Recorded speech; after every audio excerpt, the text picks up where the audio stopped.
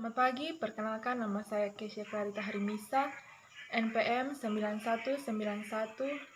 91911404122074. Saya dari kelas B, angkatan 2019, Fakultas Ekonomi, jurusan Manajemen, Universitas Sintu Maroso. Maksud dari video ini bertujuan untuk menyelesaikan UAS dari mata kuliah Teknologi Informasi dan Komunikasi. Pada video ini saya akan membahas 5 hal yang berkaitan dengan teknologi informasi dan komunikasi. Yang pertama, pengertian teknologi informasi dan komunikasi itu sendiri.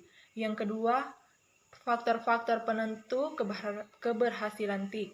Yang ketiga, penerapan TIK dalam dunia bisnis.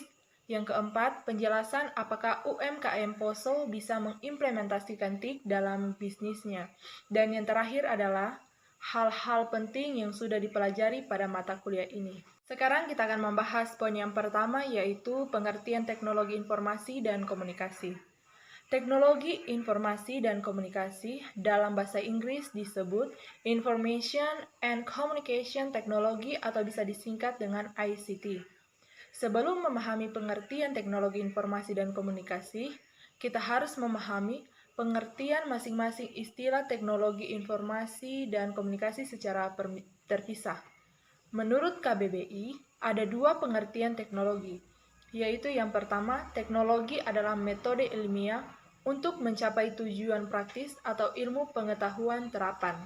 Dan yang kedua adalah teknologi adalah keseluruhan sarana untuk menyediakan barang-barang yang diperlukan bagi kelangsungan dan kenyamanan hidup manusia. Menurut KBBI, pengertian informasi adalah penerangan pemberitahuan kabar atau berita tentang sesuatu.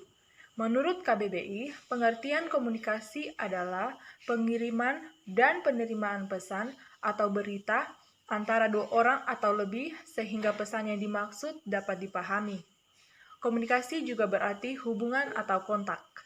Pengertian teknologi informasi dan komunikasi adalah teknologi yang berhubungan dengan pengambilan, pengumpulan, pengolahan, penyimpanan, penyebaran, dan penyajian informasi. Dalam video ini saya memberikan contoh teknologi informasi dan komunikasi, yaitu komputer, internet yang berupa situs web, blog, dan email.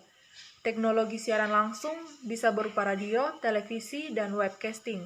Teknologi penyiaran yang direkam, podcast, pemutar audio dan video, telepon atau telepon kabel, telepon seluler, satelit, visio atau konferensi video.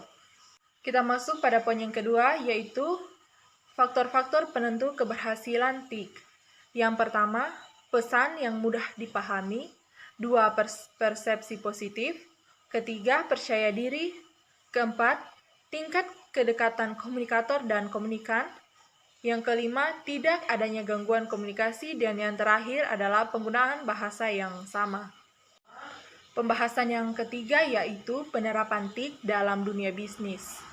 Arti penting komunikasi adalah sebagai sarana atau alat untuk menciptakan jalinan pengertian yang sama dan serasi, serta menimbulkan dasar tindakan serta dasar terbentuknya kerjasama. Dengan kata lain, peranan komunikasi dapat diformulasikan sebagai berikut. Yang pertama, sebagai alat untuk menciptakan kesamaan pengertian. Yang kedua, sebagai alat untuk menggerakkan perbuatan atau reaksi pesan atau komunikator. Pembahasan yang keempat adalah penjelasan apakah UMKM Poso bisa mengimplementasikan TIK dalam bisnisnya. Tentu saja bisa, karena TIK dalam suatu bisnis sangat penting untuk perkembangan bisnis, apalagi di Kabupaten Poso. Koperasi sendiri sangat memanfaatkan TIK dalam perkembangan kemajuan bisnisnya. Dengan adanya inovasi dan kreativitas dalam membina dan memberbudayakan koperasi dan UMKM telah membawa dampak positif bagi perkembangan koperasi dan UMKM itu sendiri. Yang pasti tidak lepas komitmen.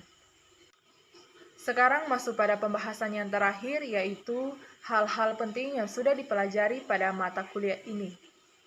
Yang pertama, kita tidak akan ketinggalan informasi. Yang kedua, tuntutan dunia kerja. Yang ketiga, mendukung proses KBM atau membuat laporan-laporan atau tugas sekolah. 4. Menguasai IT seakan dunia dalam genggaman kita. Yang terakhir adalah sebagai sumber belajar. Sekian video presentasi dari saya. Jika terdapat kekurangan mohon dimaafkan. Sekian dan terima kasih. Selamat pagi.